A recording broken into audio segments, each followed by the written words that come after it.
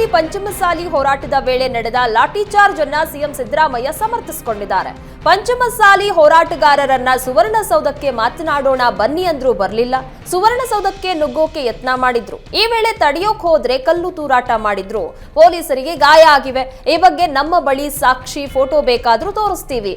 ಕಾನೂನು ಕೈಗೆ ತೆಗೆದುಕೊಂಡ್ರೆ ಸರ್ಕಾರ ಸುಮ್ನಿರಲ್ಲ ಅಂತ ಹೇಳಿದ್ರು. ಜೊತೆಗೆ ಪ್ರತಿಭಟನೆ ಮಾಡಲಿ, ಅದಕ್ಕೆ ನಮ್ಮ ತಕರಾರಿಲ್ಲ, ಆದರೆ ಕಾನೂನಿನ ಚೌಕಟ್ಟಿನಲ್ಲಿ ಹೋರಾಟ ಮಾಡಲಿ. ಬಿಜೆಪಿ ಅವರು ಬೇಕಂತಲೇ ಇದನ್ನ ರಾಜಕೀಯ ಮಾಡ್ತಿದ್ದಾರೆ. ಬಿಜೆಪಿ ಸರ್ಕಾರ ಪಂಚಮಸಾಲಿಗಳಿಗೆ ಟೋಪಿ ಹಾಕಿದೆ. ಹೈಕೋರ್ಟ್ಗೆ ಅಫಿಡವಿಟ್ ಹಾಕಿದ್ಯಾರು? ಆ ವೇಳೆ ಇದೇ ಸ್ವಾಮೀಜಿ ಯಾಕೆ ಹೋರಾಟ ಮಾಡಲಿಲ್ಲ ಅಂತ ಜಯಮೃತ್ಯುಂಜಯ ಶ್ರೀ ವಿರುದ್ಧ ಸಿಎಂ ಕಿಡಿಕಾರಿದ್ರು.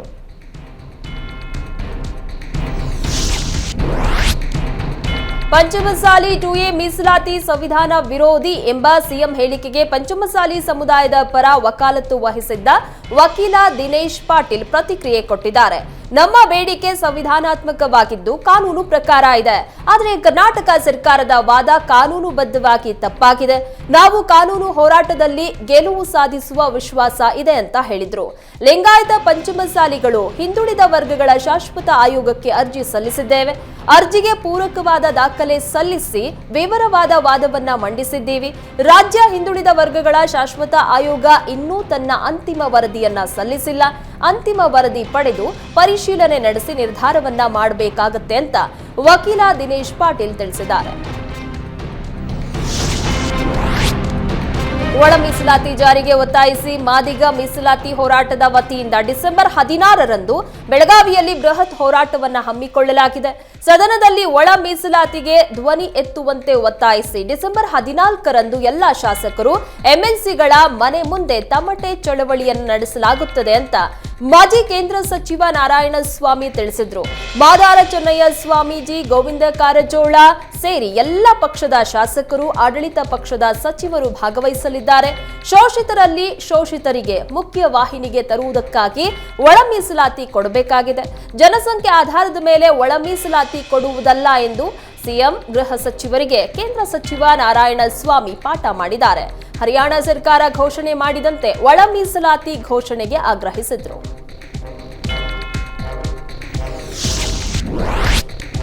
ಕಾಂಗ್ರೆಸ್ ತಾಳಕ್ಕೆ ಸ್ಪೀಕರ್ ಕುಡಿತಾ ಇದ್ದಾರೆ ಎಂದು ಬಿಜೆಪಿ ರಾಜ್ಯಾಧ್ಯಕ್ಷ ವಿಜಯೇಂದ್ರ ಆರೋಪಿಸಿದ್ದಾರೆ. ವಕ್ಫ್ ವಿಚಾರ ಚರ್ಚೆಗೆ ಅವಕಾಶ ಕೇಳಿದ್ರು, ಅವಕಾಶ ಕೊಟ್ಟಿಲ್ಲ. ಕಲಾಪದಲ್ಲಿ ಮುನಿರತ್ನ ಕೇಸ್ ಬಗ್ಗೆ ಚರ್ಚೆ ಯಾಕೆ ಬೇಕು ಅಂತ ಪ್ರಶ್ನಿಸಿದ್ದಾರೆ. ಇನ್ನು ಸ್ಪೀಕರ್ಗೆ ಸದನ ನಿಯಂತ್ರಣ ಮಾಡಲು ಆಗ್ತಾ ಇಲ್ಲ ಎಂದು ವಿಪಕ್ಷ ನಾಯಕ ಅಶೋಕ್ ಆರೋಪಿಸಿದ್ರು. ಸ್ಪೀಕರ್ ಮಾತಿಗೂ ಯಾರೂ ಬೆಲೆ ಕೊಡ್ತಾ ಇಲ್ಲ, ಬಾಣಂತಿಯರ ಸಾವಿನ ಬಗ್ಗೆ ಚರ್ಚೆಗೆ ಅವಕಾಶ ಕೊಡ್ತಾ ಇಲ್ಲ ಅಂತ ಆರೋಪಿಸಿದ್ರು. ಬೆಳಗಾವಿಯಲ್ಲಿ ನಡೀತಾ ಇರುವ ಚಳಿಗಾಲದ ಅಧಿವೇಶನ ಕಾವೇರಿದ್ದು ಆಡಳಿತ ಹಾಗೂ ವಿಪಕ್ಷಗಳ ನಡುವೆ ಗದ್ದಲ, ಗಲಾಟೆ, ಕೋಲಾಹಲ ಜೋರಾಗ್ತಾ ಇದೆ. ವಕ್ಫ್ ವಿಚಾರ ಚರ್ಚೆಗೆ ಅವಕಾಶ ನೀಡಲು ಬಿಜೆಪಿ ಪಟ್ಟು ಹಿಡಿದ್ರೆ ಮುನಿರತ್ನ ಕೇಸ್ ಚರ್ಚೆಗೆ ಕೊಡಿ ಅಂತ ಕಾಂಗ್ರೆಸ್ ಆಗ್ರಹಿಸಿದ್ರು. ಈ ವೇಳೆ ಕಾಂಗ್ರೆಸ್ ಹಾಗೂ ಬಿಜೆಪಿ ನಾಯಕರ ನಡುವೆ ವಾಕ್ಸಮರ ಜೋರಾಗಿ ಬಿಜೆಪಿ ಶಾಸಕರು ಸದನ ತೊರೆಯುವ ಎಚ್ಚರಿಕೆ ನೀಡಿದ್ರು. ಕೂಡಲೇ ಸದನವನ್ನ ಮುಂದೂಡಲಾಯಿತು. ಬಳಿಕ ಸ್ಪೀಕರ್ ಕೊಠಡಿಯಲ್ಲಿ ಬಿಜೆಪಿ ನಾಯಕರ ಸಂಧಾನ ಸಭೆ ನಡೆಸಿ ಚರ್ಚೆಗೆ ಅವಕಾಶ ನೀಡೋದಾಗಿ ಸ್ಪೀಕರ್ ಭರವಸೆ ನೀಡಿದ್ರು.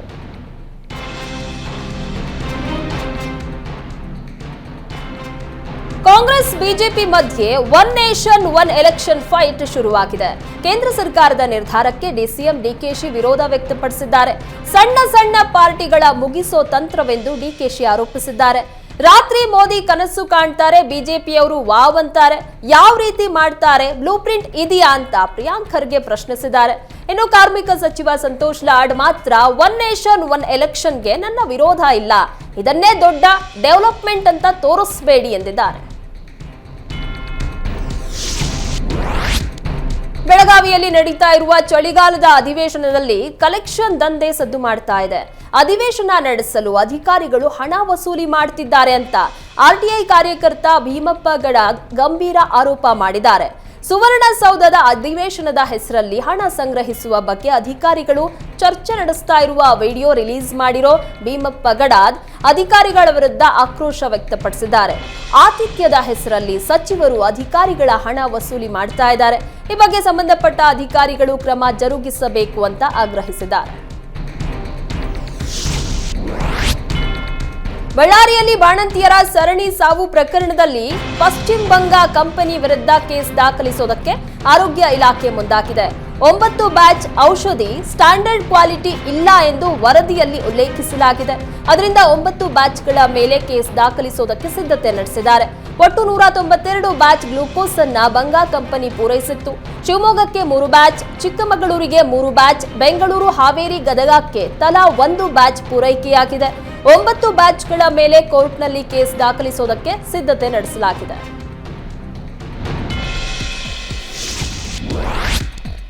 ಬೆಳಗಾವಿಯ ಬಿಮ್ಸ್ ಆಸ್ಪತ್ರೆಯಲ್ಲಿ ಹೆತ್ತ ಮಗುವನ್ನ ಬಿಟ್ಟು ತಾಯಿ ಎಸ್ಕೇಪ್ ಆಗಿದ್ದರಿಂದ ನವಜಾತ ಶಿಶು ಮೃತಪಟ್ಟಿದೆ. ಡಿಸೆಂಬರ್ 8ರಂದು ಅತ್ತೆ ಜೊತೆ ಬಂದಿದ್ದ ಬೇಬಿ ಜಾನ್ ಆಸ್ಪತ್ರೆಗೆ ದಾಖಲಾಗಿದ್ಲು. ಡಿಸೆಂಬರ್ 9ರಂದು ಬೇಬಿ ಜಾನ್ ಹೆಣ್ಣು ಮಗುವಿಗೆ ಜನ್ಮ ನೀಡಿದ್ಲು. ಅವಧಿ ಪೂರ್ವ ಹೆರಿಗೆಯಿಂದ ಮಗು 735 ಗ್ರಾಂ ತೂಕ ಇತ್ತು. ಮಗುವನ್ನ ಐಸಿಯುಗೆ ಶಿಫ್ಟ್ ಮಾಡ್ತಾ ಇದ್ದಂತೆ ಅತ್ತೆ ಸೊಸೆ ಪರಾರಿಯಾಗಿದ್ದಾರೆ. ಅಡ್ಮಿಟ್ ಆಗುವ ವೇಳೆ ಅತ್ತೆ ಸೊಸೆ ಸರಿಯಾದ ವಿಳಾಸವನ್ನು ನೀಡಿರಲಿಲ್ಲ. ಅತ್ತೆ ಸೊಸೆ ವಿರುದ್ಧ ಎಪಿಎಂಸಿ ಪೊಲೀಸ್ ಠಾಣೆಯಲ್ಲಿ ಕೇಸ್ ದಾಖಲಾಗಿದೆ. ಹೆತ್ತ ಮಗುವನ್ನ ಬಿಟ್ಟು ಹೋಗಿದ್ರಿಂದ ಶಿಶು ಸಾವು ಪ್ರಕರಣ ಬೆಳಕಿಗೆ ಬರ್ತಾ ಇದ್ದಂತೆ ಬೆಳಗಾವಿ ಬಿಮ್ಸ್ ಆಸ್ಪತ್ರೆಗೆ ಸಚಿವೆ ಲಕ್ಷ್ಮೀ ಹೆಬ್ಬಾಳ್ಕರ್ ಮತ್ತು ಸಚಿವ ಶರಣಪ್ರಕಾಶ್ ಪಾಟೀಲ್ ಭೇಟಿ ನೀಡಿದ್ರು. ಮಗು ಸಾವಿನ ಬಗ್ಗೆ ಲಕ್ಷ್ಮೀ ಹೆಬ್ಬಾಳ್ಕರ್ ಮಾಹಿತಿಯನ್ನ ಪಡೆದ್ರು.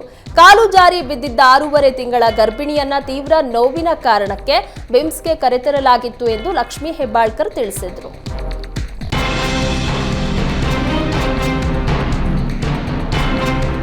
ಬೆಳಗಾವಿ ಅಧಿವೇಶನಕ್ಕೆ ಮಾಟ ಮಂತ್ರದ ಕಾಟ ಶುರುವಾಗಿದೆ. ರಾಜಕೀಯ ಗಣ್ಯರು ಸಂಚರಿಸುವ ರಸ್ತೆ ಪಕ್ಕದಲ್ಲಿಯೇ ಮಾಟ ಮಂತ್ರ ನಡೆಸಲಾಗಿದೆ. ಚೆನ್ನಮ್ಮ ಸರ್ಕಲ್ ಬಳಿ ಇರುವ ಕನ್ನಡ ಸಾಹಿತ್ಯ ಭವನದ ಆವರಣದಲ್ಲಿಯೇ ಮಾಟ ಮಂತ್ರ ಮಾಡಿಸಿದ್ದಾರೆ. ನಿಂಬೆಹಣ್ಣು, ತೆಂಗಿನಕಾಯಿ, ಬಾಳೆಹಣ್ಣನ್ನ ಇಟ್ಟು ದುರುಳರು ಎಸ್ಕೇಪ್ ಆಗಿದ್ದಾರೆ. ಕನ್ಯಾಕುಮಾರಿ ಪ್ರದೇಶದಲ್ಲಿ ವಾಯುಭಾರ ಕುಸಿತವಾಗಿದ್ದು ರಾಜ್ಯದ ವಿವಿಧ ಭಾಗಗಳಲ್ಲಿ ವರುಣ ಅಬ್ಬರಿಸಿದ್ದಾನೆ. ಬೆಂಗಳೂರಲ್ಲಿ ತುಂತುರು ಮಳೆಯಾಗಿದ್ದು ಮೋಡ ಕವಿದ ವಾತಾವರಣ ಇದೆ. ದಕ್ಷಿಣ ಒಳನಾಡು ಮತ್ತು ಕರಾವಳಿ ಜಿಲ್ಲೆಗಳಲ್ಲಿ ಸಾಧಾರಣ ಮಳೆಯಾಗಿದೆ. ದಕ್ಷಿಣ ಕನ್ನಡ, ಉಡುಪಿ, ಶಿವಮೊಗ್ಗ, ಚಿಕ್ಕಮಗಳೂರು, ಹಾಸನ, ಕೊಡಗು, ಮೈಸೂರು, ಚಾಮರಾಜನಗರದಲ್ಲಿ ಮಳೆಯಾಗಿದ್ದು ನಾಳೆ ರಾಜ್ಯದಲ್ಲಿ ಮಳೆಯ ಪ್ರಮಾಣ ತಗ್ಗಲಿದೆ. ಬಳ್ಳಾರಿ ಜಿಲ್ಲೆಯ ಸಿರಗುಪ್ಪ ಸಾರ್ವಜನಿಕ ಆಸ್ಪತ್ರೆಗೆ ಪಾನಮತ್ತರಾಗಿ ಬಂದಿದ್ದ ವೈದ್ಯಾಧಿಕಾರಿ ಡಾಕ್ಟರ್ ಈರಣ್ಣನನ್ನ ಅಮಾನತು ಮಾಡಲಾಗಿದೆ. ಡಿಸೆಂಬರ್ 2ರಂದು ಆಸ್ಪತ್ರೆಗೆ ಪಾನಮತ್ತರಾಗಿ ಬಂದಿದ್ದ ವಿಡಿಯೋವನ್ನ ಸೆರೆ ಹಿಡಿಯಲಾಗಿತ್ತು. ಈ ಬಗ್ಗೆ ಬಳ್ಳಾರಿ ಜಿಲ್ಲಾ ಆರೋಗ್ಯ ಮತ್ತು ಕುಟುಂಬ ಕಲ್ಯಾಣಾಧಿಕಾರಿಗಳಿಂದ ತನಿಖಾ ವರದಿಯನ್ನ ಸಲ್ಲಿಕೆ ಮಾಡಲಾಗಿದೆ. ವರದಿ ಬೆನ್ನಲ್ಲೇ ಕರ್ತವ್ಯ ಲೋಪ ಹಾಗೂ ದುರ್ನಡತೆಯನ್ನ ಪರಿಗಣಿಸಿ ತಕ್ಷಣದಿಂದ ಸೇವೆಯಿಂದ ಅಮಾನತುಗೊಳಿಸಿ ಆರೋಗ್ಯ ಇಲಾಖೆ ಆದೇಶ ಹೊರಡಿಸಿದೆ. ಬೆಂಗಳೂರಿನಲ್ಲಿ ವಿವಾಹಿತ ಮಹಿಳೆ ಕೊಂದು ಪ್ರಿಯಕರ ಆತ್ಮಹತ್ಯೆಗೆ ಶರಣಾಗಿದ್ದಾನೆ. ಪತಿಯನ್ನ ತೊರೆದು ತನ್ನೊಂದಿಗೆ ಮದುವೆಗೆ ನಿರಾಕರಿಸಿದ ವಿವಾಹಿತೆ ಮಹಿಳೆ ಮಹುವಾಳನ್ನ ಚಾಕುವಿನಿಂದ ಇರಿದು ಕೊಂದಿದ್ದಾನೆ. ಬಳಿಕ ಬಂಧನ ಭೀತಿಯಿಂದ ಮಿಥುನ್ ಮಂಡಲ್ ನೇಣು ಬಿಗಿದುಕೊಂಡು ಆತ್ಮಹತ್ಯೆ ಮಾಡಿಕೊಂಡಿದ್ದಾನೆ. ವೈಟ್ಫೀಲ್ಡ್ನ ನಲ್ಲೂರಹಳ್ಳಿಯಲ್ಲಿ ಘಟನೆ ನಡೆದಿದೆ. ಪಶ್ಚಿಮ ಬಂಗಾಳ ಮೂಲದ ಮಹುವಾ ಹೌಸ್ ಕೀಪಿಂಗ್ ಕೆಲಸ ಮಾಡ್ತಾ ಇದ್ಲು. ಮಿಥುನ್ ಹೌಸ್ ಕೀಪಿಂಗ್ ಸೂಪರ್ವೈಸರ್ ಆಗಿದ್ದ. ಅದರಿಂದ ಇಬ್ಬರು ಪ್ರೀತಿಯಲ್ಲಿದ್ರು. ಆದ್ರೆ ಮಹುವಾ ಪತಿಯನ್ನ ಬಿಟ್ಟು ಬಾರದ್ದಕ್ಕೆ ಸಿಟ್ಟಿಗೆದ್ದ ಮಿಥುನ್ ನಿನ್ನೆ ರಾತ್ರಿ ಹತ್ಯೆಗೈದು ತಾನು ಆತ್ಮಹತ್ಯೆಗೆ ಶರಣಾಗಿದ್ದಾನೆ.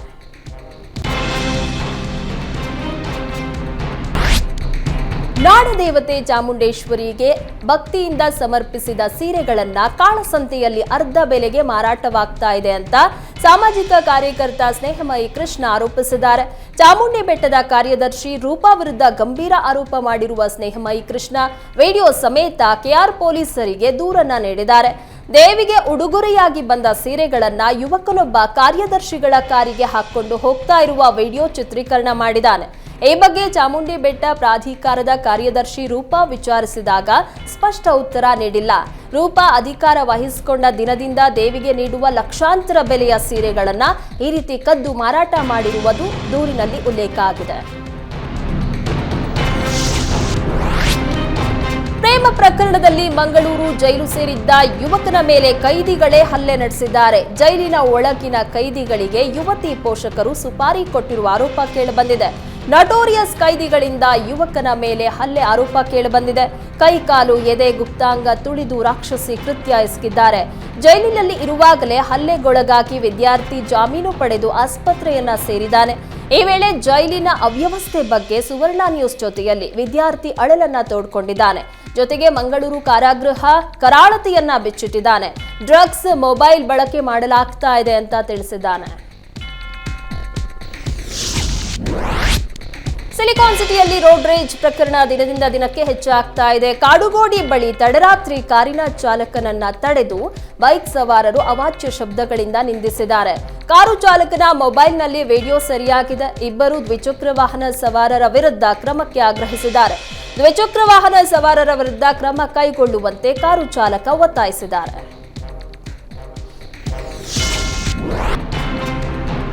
ಹೈದರಾಬಾದ್ನಲ್ಲಿ ನಡೆದ ಕಾಲ್ತುಳಿತ ಪ್ರಕರಣದಲ್ಲಿ ಟಾಲಿವುಡ್ ನಟ ಅಲ್ಲು ಅರ್ಜುನ್ ಜೈಲು ಪಾಲಾಗಿದ್ದಾರೆ. ಅಲ್ಲು ಅರ್ಜುನ್ಗೆ 14 ದಿನ ನ್ಯಾಯಾಂಗ ಬಂಧನ ವಿಧಿಸಿ ನಾಂಪಲ್ಲಿ ಕೋರ್ಟ್ ಆದೇಶವನ್ನ ಹೊರಡಿಸಿದೆ. ಕಾಲ್ತುಳಿತ ಕೇಸ್ನಲ್ಲಿ ಈವರೆಗೂ 8 ಆರೋಪಿಗಳನ್ನ ಪೊಲೀಸರು ಬಂಧಿಸಿದ್ದಾರೆ. ಬೆಳಗ್ಗೆಯಷ್ಟೇ ಅಲ್ಲು ಅರ್ಜುನ್ ಮನೆಯಲ್ಲಿ ಚಿಕ್ಕಡಪಲ್ಲಿ ಪೊಲೀಸರು ಬಂಧಿಸಿದ್ರು. ಆ ವೇಳೆ ಹೈ ಡ್ರಾಮಾನೇ ನಡೆದಿತ್ತು. ನಟ ಅಲ್ಲು ಅರ್ಜುನ್ ವಿರುದ್ಧ ಹಲವು ಗಂಭೀರ ಕೇಸ್ಗಳನ್ನ ದಾಖಲಿಸಲಾಗಿದೆ. ಬಿಎನ್ಎಸ್ ಕಾಯ್ದೆಯ 105 ಮತ್ತು 118(1) ಹಾಗೂ 3(5) ಅಡಿಯಲ್ಲಿ ಪ್ರಕರಣ ದಾಖಲಾಗಿದೆ. ಬಿಎನ್ಎಸ್ 105 ಸೆಕ್ಷನ್ ಸಾಬೀತಾದ್ರೆ 10 ವರ್ಷ ಜೈಲು ಸಾಧ್ಯತೆ ಇದೆ. ಡಿಸೆಂಬರ್ 4ರಂದು ಪುಷ್ಪ 2 ಪ್ರೀಮಿಯರ್ ಶೋ ವೇಳೆ ಹೈದರಾಬಾದ್ನ ಸಂಧ್ಯಾ ಥಿಯೇಟರ್ಗೆ ಅಲ್ಲು ಅರ್ಜುನ್ ಬಂದಿದ್ರು. ಈ ವೇಳೆ ಕಾಲ್ತುಳಿತ ಸಂಭವಿಸಿ ರೇವತಿ ಎಂಬ ಮಹಿಳೆ ಮೃತಪಟ್ಟಿದ್ರು. ರೇವತಿ ಪತಿ ಚಿತ್ರಮಂದಿರದ ಮಾಲೀಕ ಸೇರಿ ಅಲ್ಲು ಅರ್ಜುನ್ ಮತ್ತು ಚಿತ್ರತಂಡದ ವಿರುದ್ಧ ಪ್ರಕರಣವನ್ನ ದಾಖಲಿಸಿದ್ರು. ಕೃಷಿ ಹೊಂಡದಲ್ಲಿ ಸೋಡಿಯಂ ಬ್ಲಾಸ್ಟ್ ಪ್ರಕರಣದಲ್ಲಿ ಡ್ರೋನ್ ಪ್ರತಾಪ್ನನ್ನ ಕರೆತಂದು ಸ್ಥಳ ಮಹಜರು ನಡೆಸಿದ್ರು. ತುಮಕೂರಿನ ಜನಕಲೋಟಿ ಗ್ರಾಮದಲ್ಲಿರುವ ಫಾರ್ಮ್ ಹೌಸ್ನಲ್ಲಿ ಶೋಧ ಕಾರ್ಯ ನಡೆಯಿತು. ಪ್ರತಾಪ್ ಮತ್ತು ಫಾರ್ಮ್ ಹೌಸ್ ಮಾಲೀಕ ಜಿತೇಂದ್ರ ಜೈನ್ ವಿಚಾರಣೆ ನಡೆಸಲಾಯಿತು. ವಿಡಿಯೋ ಆಧರಿಸಿ ಡ್ರೋನ್ ಪ್ರತಾಪ್ನನ್ನ ಪೊಲೀಸರು ಬಂಧಿಸಿದ್ರು. ರಾಜ್ಯಸಭೆ ಸಭಾಪತಿ ಜಗದೀಪ್ ವಿರುದ್ಧದ ಅವಿಶ್ವಾಸ ನಿರ್ಣಯದ ಬಗ್ಗೆ ಆಡಳಿತ ಮತ್ತು ಪ್ರತಿಪಕ್ಷಗಳ ಸದಸ್ಯರ ನಡುವೆ ತೀವ್ರ ವಾಗ್ವಾದ ಹೆಚ್ಚಾಗ್ತಾ ಇದ್ದಂತೆ ರಾಜ್ಯಸಭೆ ಕಲಾಪ ಡಿಸೆಂಬರ್ 16ಕ್ಕೆ ಮುಂದೂಡಿಕೆಯಾಯಿತು. ಸದನ ಕಲಾಪಕ್ಕೆ ಸೇರ್ತಾ ಇದ್ದಂತೆ ಪ್ರತಿಪಕ್ಷ ಸದಸ್ಯರು ಪ್ರಸ್ತಾವನೆಯ ಮೇಲೆ ಚರ್ಚೆಗೆ ಒತ್ತಾಯಿಸ್ತಾ ಇದ್ದಂತೆ ಕೋಲಾಹಲ ಉಂಟಾಯಿತು. ಆಡಳಿತ ಪಕ್ಷ ಸದಸ್ಯರು ಆಕ್ಷೇಪವನ್ನ ಎತ್ತಿದ್ರು. ಈ ವೇಳೆ ತೀವ್ರ ಗದ್ದಲ, ಕೋಲಾಹಲ ಉಂಟಾಗಿ ಕಲಾಪ ಮುಂದೂಡಿಕೆಯಾಗಿತ್ತು. ಗದ್ದಲದ ನಡುವೆಯೇ ಕಾಂಗ್ರೆಸ್ ಅಧ್ಯಕ್ಷ ಹಾಗೂ ರಾಜ್ಯಸಭೆಯ ವಿರೋಧ ಪಕ್ಷದ ನಾಯಕ ಮಲ್ಲಿಕಾರ್ಜುನ ಖರ್ಗೆಗೆ ಮಾತನಾಡುವುದಕ್ಕೆ ಧನಕರ್ ಅವಕಾಶ ನೀಡಿದ್ರು. ಆಡಳಿತ ಪಕ್ಷದ ಸದಸ್ಯರಿಗೆ ಮಾತನಾಡಲು ಹೆಚ್ಚಿನ ಸಮಯಾವಕಾಶ ನೀಡುವ ಮೂಲಕ ಸಭಾಪತಿಗಳು ಒಲವನ್ನ ತೋರ್ತಾ ಇದ್ದಾರೆ. ಈ ಮೂಲಕ ಕಾಂಗ್ರೆಸ್ ಪಕ್ಷಕ್ಕೆ ಅಗೌರವ ತೋರಿಸ್ತಾ ಇದ್ದಾರೆ ಎಂದು ಖರ್ಗೆ ಆರೋಪಿಸಿದರು. ರೈಲ್ವೆ ಇಲಾಖೆಯಲ್ಲಿ ಟಿಕೆಟ್ ಕಲೆಕ್ಟರ್ ಕೆಲಸವನ್ನ ಕೊಡಿಸುವುದಾಗಿ ನಂಬಿಸಿ ಯುವಕರಿಂದ 20 ರಿಂದ 25 ಲಕ್ಷ ಹಣ ಪಡೆದಿದ್ದ ಆರೋಪಿಗಳನ್ನ ಸಿಸಿಬಿ ಪೊಲೀಸರು ಬಂಧಿಸಿದ್ದಾರೆ. ಲಕ್ಷ್ಮೀಕಾಂತ್ ಹಾಗೂ ಮುರಳಿ ಬಂಧಿತರು. ಮೊದಲಿಗೆ ಕೆಲಸ ಹುಡುಕೋ ಹುಡುಗರನ್ನ ಟಾರ್ಗೆಟ್ ಮಾಡ್ತಾ ಇದ್ದ ಆರೋಪಿಗಳು ಕೆಲಸ ಕೊಡಿಸೋ ಆಮಿಷವನ್ನ ಒಡ್ಡಿ ಆನ್ಲೈನ್ ಮೂಲಕ ನಕಲಿ ಆರ್ಡರ್ ಕಾಪಿ ಕೊಡ್ತಾ ಇದ್ರಂತೆ. ನಂತರ ನಂಬಿಕೆ ಗಳಿಸೋದಕ್ಕೆ ಮುಂಬೈನ ಒಂದು ಪ್ರದೇಶದಲ್ಲಿ ರೈಲ್ವೆ ಇಲಾಖೆ ಬೋರ್ಡ್ ಹಾಕೊಂಡು ನಕಲಿ ಟ್ರೈನಿಂಗ್ ಕೂಡ ಕೊಡ್ತಿದ್ರಂತೆ. ಇದೇ ರೀತಿ ಮುಂಬೈ ಹಾಗೂ ಕಾನ್ಪುರದಲ್ಲಿ ಫೇಕ್ ಟ್ರೈನಿಂಗ್ ಕೂಡ ಕೊಡಿಸಿದ್ದಾರೆ. ಆರ್ಡರ್ ಕಾಪಿ ಹಿಡಿದುಕೊಂಡು ಕೆಲಸಕ್ಕೆ ಜಾಯಿನ್ ಆಗೋದಕ್ಕೆ ಹೋದಾಗ ವಂಚಕರ ಬಂಡವಾಳ ಬಯಲಾಗಿದೆ. ವಂಚನೆ ಬಗ್ಗೆ ವಿಜಯಪುರದ ಹುನಸಪ್ಪ ಮಾಡ್ಯಾಳ್ ಎಂಬುವವರು ಸಿಸಿಬಿಗೆ ದೂರನ್ನ ನೀಡಿದ್ರು. ಒಬ್ಬೊಬ್ಬರಿಂದ ಹಂತ ಹಂತವಾಗಿ 20 ರಿಂದ 25 ಲಕ್ಷ ಹಣವನ್ನ ಆರೋಪಿಗಳು ಪಡೆದಿದ್ದಾರೆ.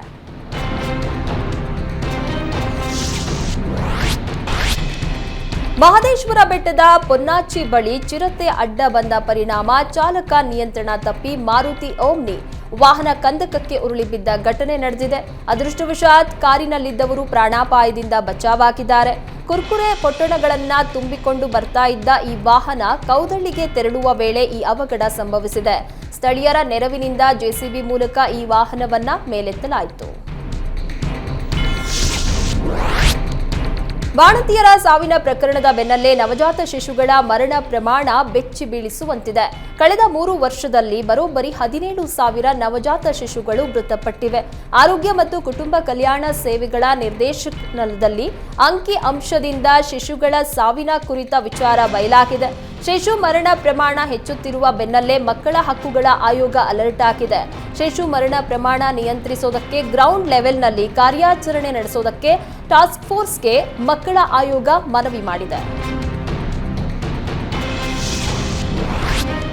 ಹುಡುಗಿಯರ ಜೊತೆಗೆ ಮೋಜು ಮಸ್ತಿ ಮಾಡಲು ಮನೆಗಳ್ಳತನ ಮಾಡ್ತಾ ಇದ್ದ ಖತರ್ನಾಕ್ಗಳನ್ನ ಬಾಣಸವಾಡಿ ಪೊಲೀಸರು ಬಂಧಿಸಿದ್ದಾರೆ. ಬೇಗ ಹಾಕಿದ್ದ ಮನೆಗಳನ್ನ ಟಾರ್ಗೆಟ್ ಮಾಡ್ತಾ ಇದ್ದ ಮೂವರ ಗ್ಯಾಂಗ್ ರಾತ್ರಿ ವೇಳೆ ಮನೆಗೆ ನುಗ್ಗಿ ಆಭರಣ ದೋಚಿ ಎಸ್ಕೇಪ್ ಆಗಿದ್ದಾರೆ. ಆಭರಣಗಳನ್ನ ಅಡವಿಟ್ಟು ಅದರಿಂದ ಬಂದ ಹಣದಿಂದ ಹುಡುಗಿಯರ ಜೊತೆಗೆ ಟ್ರಿಪ್ ಹೋಗ್ತಾ ಇದ್ರಂತೆ. ಸದ್ಯ ಸಿಸಿಟಿವಿಯನ್ನ ಆಧರಿಸಿ ಆರೋಪಿಗಳಾದ ಸಂಜಯ್, ಸಂಜಿತ್, ಸೂರ್ಯ ಎಂಬ ಮೂವರನ್ನ ಪೊಲೀಸರು ಬಂಧಿಸಿದ್ದಾರೆ. ಬಂಧಿತರಿಂದ 180 ಗ್ರಾಂ ಚಿನ್ನಾಭರಣ, 4 ಕೆಜಿ 800 ಗ್ರಾಂ ಬೆಳ್ಳಿ ಆಭರಣವನ್ನ ವಶಕ್ಕೆ ಪಡೆದಿದ್ದಾರೆ. ಕಾಗವಾಡ ವಿಧಾನಸಭಾ ವ್ಯಾಪ್ತಿಯ ಬಸವೇಶ್ವರ ಏತ ನೀರಾವರಿಯಿಂದ ಕಾಲುವೆಗೆ ನೀರು ಹರಿಸುವಂತೆ ರೈತರು ಪಟ್ಟು ಹಿಡಿದಿದ್ದಾರೆ. ಬೆಳಗಾವಿ ವಿಜಯಪುರ ಹೆದ್ದಾರಿ ತಡೆದು ರೈತರು ಪ್ರತಿಭಟನೆ ನಡೆಸಿ ರಾಜ್ಯ ಸರ್ಕಾರದ ವಿರುದ್ಧ ಆಕ್ರೋಶ ಹೊರಹಾಕಿದ್ರು. ಬೆಳಗಾವಿ ಜಿಲ್ಲೆ ಅಥಣಿ ಪಟ್ಟಣದ ಶಿವಯೋಗಿ ಸರ್ಕಲ್ನಲ್ಲಿ ಮಾನವ ಸರಪಳಿ ನಿರ್ಮಿಸಿ ರೈತರು ಹೋರಾಟವನ್ನ ನಡೆಸಿದ್ರು. ಸುಮಾರು 8 ವರ್ಷಗಳಿಂದ ಕಾಮಗಾರಿ ವಿಳಂಬ ಆಗ್ತಾ ಇದೆ. ನೀರಿಲ್ಲದೆ ಸಾಕಷ್ಟು ತೊಂದರೆ ಆಗ್ತಾ ಇದೆ. ಹೀಗಾಗಿ ಕೂಡಲೇ ಕಾಲುವೆಗೆ ನೀರು ಹರಿಸುವಂತೆ ಆಗ್ರಹಿಸಿದ್ರು.